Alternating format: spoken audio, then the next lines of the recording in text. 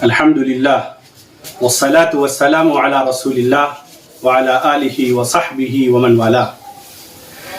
قال اللہ تبارک وتعالی فی کلامہ العزیز والفرقان الحمید.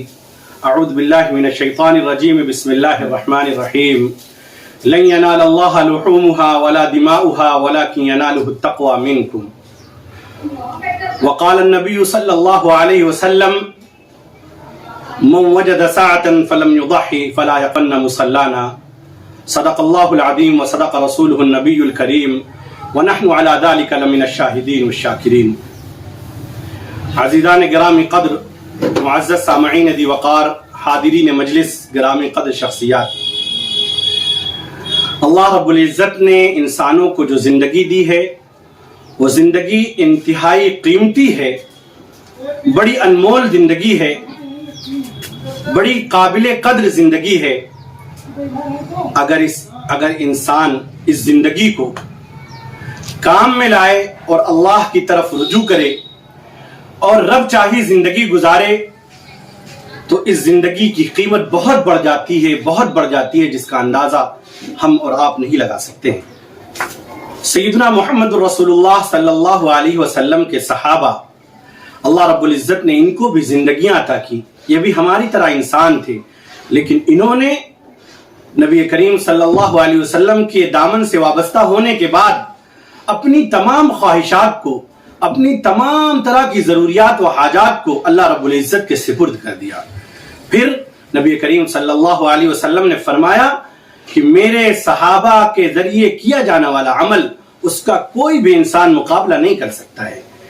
میرے صحابہ اگر اللہ کی راہ میں ایک ساغ، ایک مد یا نصف مد گندم خرچ کریں گے تو دوسرے اگر احد پہاڑ کے برابر بھی سونا خرچ کریں گے تو اللہ رب العزت کے یہاں اس کی اتنی قیمت نہیں ہوگی جتنی ہمارے صحابہ کے ذریعے خرچ کیے جانے والی نصف مد گندم کی قیمت ہوگی. تو اللہ رب العزت نے جو زندگی عطا فرمائی ہے، اس زندگی کو کام میں لانے کی ضرورت ہے، اللہ تبارک و تعالیٰ کی طرف رجوع کرنے کی ضرورت ہے. یہ تو صحابہ اکرام رضوان اللہ تعالی علیہم اجمعین کی بات ہوئی. اور جب رب رسول کی مان لے تو لوگوں کی زندگی کیسی ہو جاتی ہے. حضرت سیدنا اویس قرنی رحمت اللہ علیہ بڑے پائے کے تابعی گزرے ہیں. رسول اللہ صلی اللہ علیہ وسلم کا زمانہ پایا، آپ سے ملاقات کا اشتیاق ہوا، لیکن فرمایا کہ میری والدہ بوڑھی ہیں اور بیمار ہیں، ان کی خدمت کرنے والا کوئی نہیں ہے. آپ کو حکم ہوا کہ والدہ کی خدمت کرو، اور پھر انہوں نے والدہ کی خدمت کی اور صحابیت جیسے مرتبے کو نہ پہنچ پائے. لیکن تاریخ جانتی ہے کہ سیدنا محمد رسول اللہ صلی اللہ علیہ وسلم نے ان کے بارے میں کیا فرمایا. حضرت عمر رضی اللہ تعالیٰ عنہ سے فرمایا تھا کہ قرن کا ایسا ایسا شخص اگر آئے گا اور اس سے تمہاری ملاقات ہو تو اس سے مغفرت کی دعا کرانا اپنے لیے. سوچئے، امیر المؤمنین اور نبی کریم صلی اللہ علیہ وسلم کے رفیق، آپ کے ہر وقت کے ساتھی، 22.5 لاکھ مربع میل کے فاتح، جنرل، امیر، ہر طرح کی خصوصیات، اور پھر صحابی، اور پھر اجلہ صحابی میں سے ان سے یہ کہا گیا کہ حضرت سیدنا اویس قرنی سے دعا کے لیے کہیے. تو رب چاہی زندگی اور رب رسول کے مان لینے والی جو زندگی ہوتی ہے، اس میں اللہ رب العزت اس طرح کے انعامات و اکرامات نوازتے ہیں. اللہ رب العزت نے قرآن پاک میں ارشاد فرمایا، اولم نعمرکم ما یتذکر من تذکر فیہ وجاءکم النذیر. کیا ہم نے تم کو اتنی عمریں نہیں دی تھی کہ تم اس میں آگے آنے والے جو آخرت کی زندگی ہے اس کے لیے کچھ کر سکو؟ حالانکہ تمہارے پاس ڈرانے والے بھی آئے. یہ ڈرانے والے کون؟ نبی آئے، رسول آئے، اس کے بعد صحابہ اکرام آئے، ان کے پیروکار آئے، تابعین آئے، تبع تابعین آئے، ائمہ مجتہدین آئے، فقہاء آئے، علماء آئے، اور ان سب نے ڈرایا. اور پھر انسان کے آس پاس کا جو وجود ہے، انسان کے آس پاس کے جو لوگ ہیں، انہوں نے بھی ایک نذیر ہونے کی حیثیت سے لوگوں کو بتایا. کل تک جو لوگ ہماری زندگیوں میں ہمارے ساتھ تھے، آج وہ نہیں ہیں. ان کے جنازوں کو کندھا دینا، ان کے جنازوں کو کفن دینا، ان کے جنازوں کو غسل دینا، ان کے لیے قبریں تیار کرنا اور ان کی قبروں پر مٹی ڈالنا، یہ بھی ہمارے لیے ایک نذیر تھی. انہوں نے بتایا کہ آج ہم جا رہے ہیں، کل تم کو بھی آنا ہے. تو جن لوگوں نے اللہ رب العزت کی طرف رجوع کر لیا، اللہ رب العزت کو اپنا مان لیا اور اللہ رب العزت کی مان لی اور رب رسول کی مان لی، ان کے لیے فلاح اور کامیابی اور کامرانی ہے، دنیا میں بھی اور دنیا سے جانے کے بعد بھی۔ اب جب انسان اللہ رب العزت کی طرف رجوع ہوتا ہے اور اللہ کے لیے جو ہے تن من دھن سے اللہ کی طرف رجوع ہونے کے بعد اللہ کا ہی ہو کر کے رہ جاتا ہے، تو پھر اس کے لیے نیکیوں کے دروازے کھل جاتے ہیں۔ اور سیدنا محمد رسول اللہ صلی اللہ علیہ وسلم کے صدقے ہم سب کو نیکیوں کے بہت سے راستے، بہت سارے طریقے اور بہت سارے اوقات میسر کیے گئے،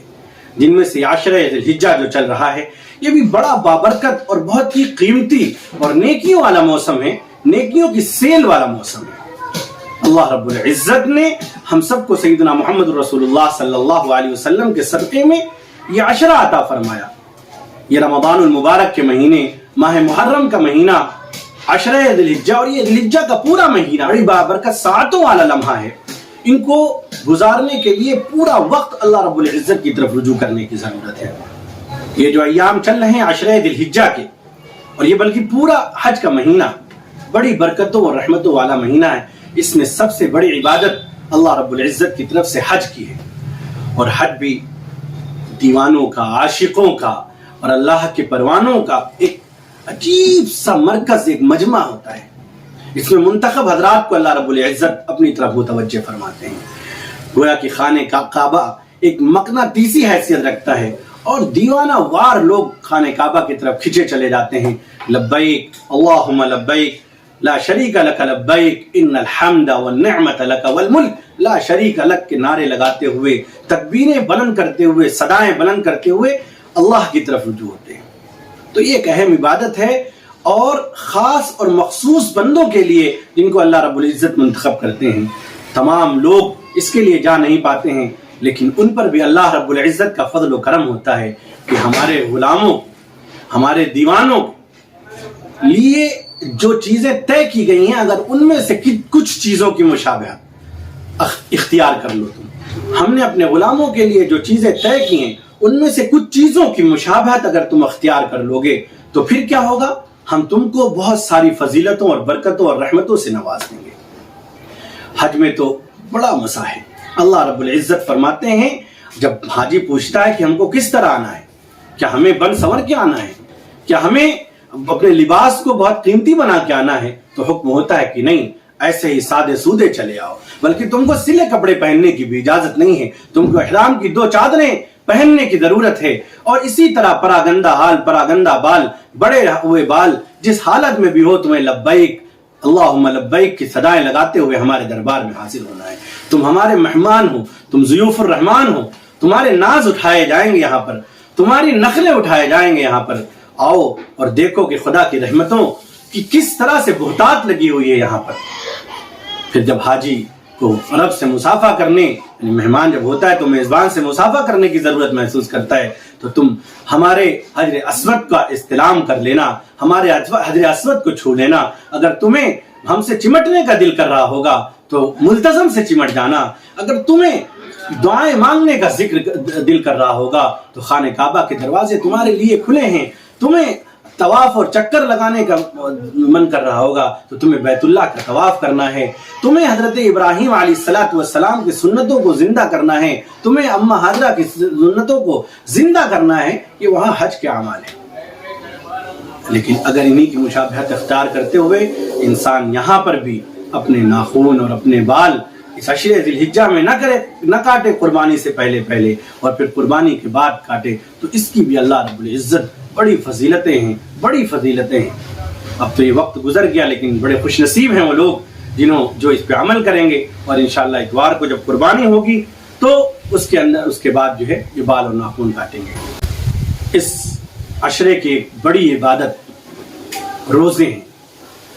روزے بھی بڑے اہم، بڑے قیمتی، کیونکہ فرمایا گیا کہ ابن آدم کا کوئی عمل اللہ رب العزت کے نزدیک اتنا پسندیدہ نہیں ہے جتنا کہ ان ایام میں کیے جانے والے عمل ہیں۔ تو اگر پورے عشرے کے روزے ہم نہ رکھ سکیں تو پھر ہمیں کم سے کم عرفہ کا روزہ تو رکھنا ہی چاہیے۔ یہ 9 ذی الحجہ جو آ رہی ہے، کل عرفہ کا روزہ رکھیں۔ اور رسول اللہ صلی اللہ علیہ وسلم نے فرمایا کہ یہ روزہ جو ہے پچھلے اور اگلے گناہوں کا کفارہ ہوتا ہے، معاف فرما دیتے ہیں اللہ رب العزت۔ یہاں بھی ایک مسئلہ سمجھنے کی ضرورت ہے کہ بہت سے لوگ یہ سمجھتے ہیں کہ عرفہ، چونکہ عرفات سے ہے اور عرفہ کے اندر حجاج اکرام 9 ذی الحجہ کو وہاں مکہ مکرمہ میں قیام کرتے ہیں،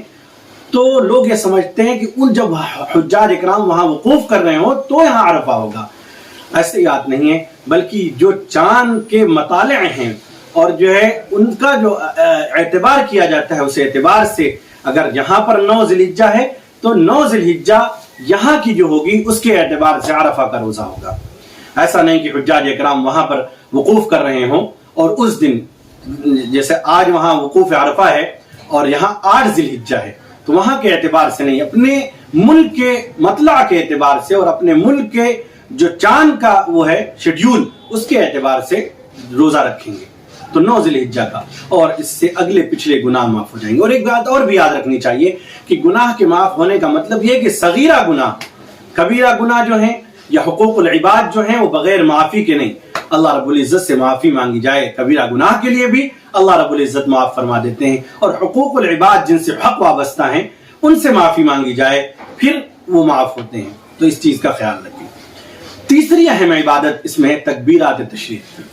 تکبیرات جو ہیں یوں تو پورے ہفتے اور پورے عشرے اللہ رب العزت کی حمد و ثنا بیان کرنی چاہیے، کیونکہ فرمایا گیا کہ یہ پورا جو عشرہ ہے یہ تحمید، تحلیل اور تسبیح کا ہے، اللہ اکبر لا الہ الا اللہ اکبر وللہ الحمد پڑھتے رہنے کا۔ لیکن 9 ذی الحجہ کی فجر سے 13 کی عصر تک مرد باجماعت نماز پڑھیں یا منفرد ہوں، بلند آواز کے ساتھ اللہ اکبر لا الہ الا اللہ اکبر وللہ الحمد پڑھیں گے، اور عورتیں یہ تکبیر تشریق آہستہ سے۔ رسول اللہ صلی اللہ علیہ وسلم کو پسند تھا کہ مرد بلند آواز سے جو ہے پڑھیں، اور اتنی آواز ہو کہ مسجد گونج اٹھے، اللہ اکبر لا الہ الا اللہ واللہ اکبر وللہ الحمد کے نعروں سے۔ تو یہ ایک بڑی بات، اور عورتیں جو ہے بھول جایا کرتی ہیں کیونکہ وہ جماعت سے نماز نہیں پڑھتی۔ جماعت میں جو لوگ نماز پڑھتے ہیں ان کے لیے ہوتا ہے کہ اگر کوئی بھول جاتا ہے تو دوسرا تکبیر کہتا ہے تو پھر ان کو یاد آ جاتی ہے، لیکن اگر عورتیں اپنے گھروں میں جہاں نماز کے لیے اپنی مسجد بنا رکھی ہے وہاں پر چپکا لیں، لکھ لیں کہ تکبیر تشریق پڑھنی ہے تاکہ ان کو یاد رہے۔ بڑی مبارک ساعتیں ہیں، واجب ہے تکبیر تشریق 9 کی فجر سے 13 کے عصر تک۔ ان ایام کا سب سے عظیم اہم حکم جو قربانی کا ہے، اور ایسی قربانی کی یاد کا ہے کہ چشم فلک نے نہ اس سے پہلے ایسی قربانی کبھی دیکھی، نہ زمین پر اس قربانی کا تصور کیا جا سکتا ہے۔ رسول اللہ صلی اللہ علیہ وسلم سے صحابہ اکرام رضوان اللہ تعالی علیہم اجمعین نے جب پوچھا ما ہی الاضاحی یا رسول اللہ، تو آپ صلی اللہ علیہ وسلم نے یہ نہیں فرمایا کہ یہ میری سنت ہے، بلکہ فرمایا سنت ابیکم ابراہیم، یہ تمہارے ابا حضرت سیدنا ابراہیم علی نبینا علیہ الصلوۃ والسلام کی سنت ہے۔ اور حضرت ابراہیم علیہ الصلوۃ والسلام کی یہ سنت، ان کے ایثار، ان کی قربانی، ان کے اخلاص، ان کے جذبے وفاداری اور اللہ رب العزت کی رضامندی کی جو تلاش اور طلب، اور اللہ رب العزت کے منانے کا جو طریقہ، اور اللہ رب العزت سے محبت، اور ہر چیز اللہ رب العزت کے لیے قربان کر دینے کا جو کرائیٹیریا اور جو معیار ہے، اللہ اکبر، ان کو الفاظ میں بیان نہیں کیا جا سکتا، بڑی عظیم قربانی ہے۔ قرآن کریم نے فرمایا یا بنی انی ارى فی المنام انی اذبحک فانظر ماذا ترى قال یا ابت افعل ما تؤمر ستجدنی ان شاء اللہ من الصابرین فلما اسلم وتله للجبین ونادیناہ ان یا ابراہیم قد صدقت الرؤیا انا كذلك نجزی المحسنین ان هذا لهو البلاء المبین وفدیناہ بذبح عظیم۔ قرآن کریم نے اس ایثار اور اس قربانی کو اور اس اللہ کی طرف جو ہے والہانہ جذبے کو اور اخلاص کو اتنا پسند فرمایا کہ آگے آنے والی پوری انسانیت کے لیے جو اللہ کی وحدانیت کو مانتے ہیں اور سیدنا محمد رسول اللہ صلی اللہ علیہ وسلم کی پیغمبری کے سامنے سر تسلیم خم کرتے ہیں، ان کے لیے واجب قرار دیا کہ ہمارے نبی سیدنا ابراہیم علی نبینا علیہ الصلوۃ والسلام کی سنت کو جاری کر دیا جائے۔ یہ تو حضرت ابراہیم علیہ الصلوۃ والسلام کی سیرت اللہ رب العزت کی فرما برداری کا ایک باب ہے، سنہرا باب ہے، جو مشعل راہ ہے۔ لیکن جب خواب میں دکھایا جاتا ہے حضرت ابراہیم علیہ السلام کو کہ اپنے بیٹے کو ذبح کر رہے ہیں، تو بیٹے سے پوچھتے ہیں یا بنیا انی ارا فی المنام، اے بیٹے میں تم کو خواب میں دیکھتا ہوں کہ تم کو میں ذبح کر رہا ہوں۔ اور یہ بیٹے سے اس لیے پوچھنا نہیں تھا کہ بیٹا انکار کر دے اور یہ حکم قربانی موقوف ہو جائے، بلکہ یہ دیکھنا تھا کہ جو بیٹا نبوت کی سرپرستی میں پروان چڑھا ہے، تربیت جس کو دی گئی ہے، اس کی تربیت کا کیا اثر ہے۔ تو بیٹا بھی پیغمبرانہ شان رکھنے والا بیٹا تھا۔ فرمایا اے بجان جو آپ کو حکم ہوا ہے اس کو کر گزریے، ہم کو آپ صابر و شاکر پائیں گے۔ اور پھر فلما اسلم وتلہ للجبین، جب دونوں جھکے اللہ کے سامنے، یہ اسلمہ اسی سے مسلمان ہونا ہے، فرما بردار ہونا ہے۔ اور حضرت ابراہیم علیہ السلام نے حضرت اسماعیل علیہ السلام کو لٹایا اور آنکھوں پہ پٹی باندھی اور پیٹھ کی طرف سے لٹایا کہ نظریں نہ ملیں، اور جب چھری پھیری تو حضرت پورے آسمان کے فرشتوں تک روئے۔ اور پھر اللہ رب العزت نے حضرت جبریل علیہ السلام کو حکم دیا کہ جاؤ حضرت اسماعیل کو بچاؤ اور ان کی جگہ جو ہے مینڈے کو رکھو۔ حضرت ابراہیم علیہ السلام کہ اس عمل کو اللہ نے اتنا پسند کیا کہ آگے آنے والی نسلوں کے اندر یہ قربانی رائج فرما دی۔ قربانی کے فلسفے کو لوگ سمجھے نہیں۔ یہ قربانی کا جو جانور ہے یا جانور کا جو ذبح ہونا ہے، یہ سب مسئلے نہیں ہیں۔ جو لوگ قربانی کی مخالفت کرتے ہیں اصل ان کو اس جذبہ ایثار سے